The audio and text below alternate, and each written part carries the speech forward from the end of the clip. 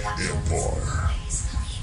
Ano man ang mga hamon, harapin mo nang nakatingala.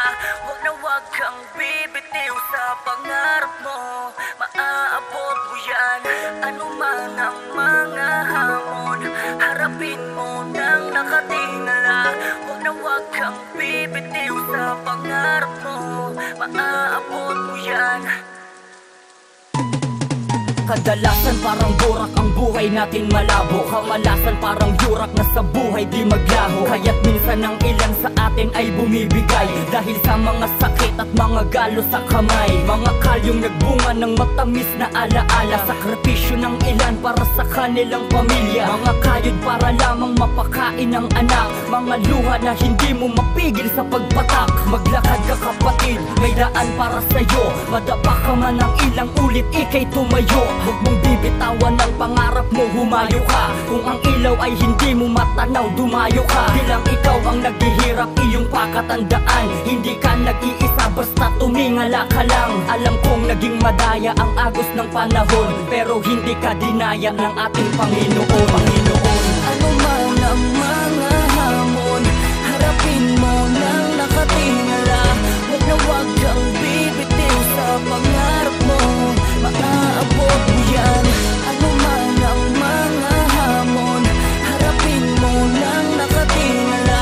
Huwag na huwag kang bibitiw sa pangarap mo, maaabot mo yan. May isang anak na umaasa sa ina, isang anak na lumaki na walang nadat ng ama. Isang pamilya na nawasak sa maling desisyon, isang similyang nabuo sa isang tentasyon. At lumaki sa kasukalan ng mundong mapaglaro. Naligaw na sa dilim, naging mapagbalat kayo. Naging laman ng mga kalye't kalsadang makasalanan. Nagawit na sa iba't ibang klaseng kasalanan. Pero ang tunog ng musik at indayog ng tunog ang bumagot bumuhat sa kanya sa pagkalubog. At nag-iba ang pananaw niya't nangarap gumawa ng isang awitin na maririnig din ng madla. Hanggang sa lumiliwanag na ang dako paroon. Eto na siguro ang nakatakda niyang panahon. Ang istorya ng isang dating batang mapusok. Kilalanin niyo siya bilang Dilang Maharot.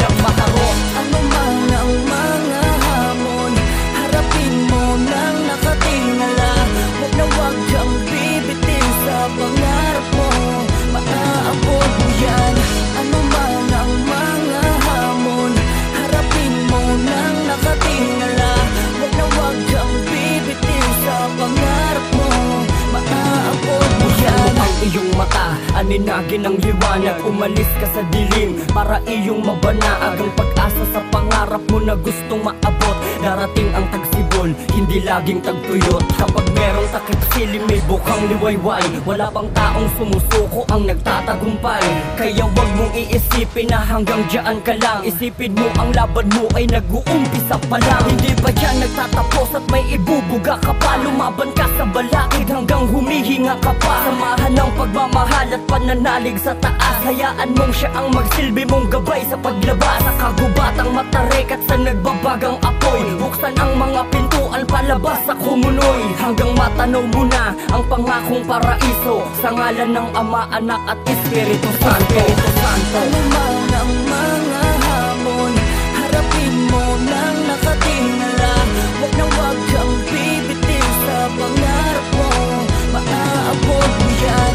Ano man ang mga hamon, harapin mo nang nakatingala. Huwag na huwag kang bibitiw sa pangarap mo, maaabot mo yan.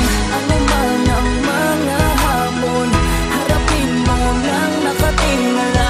Huwag na huwag kang bibitiw sa pangarap mo, maaabot mo yan.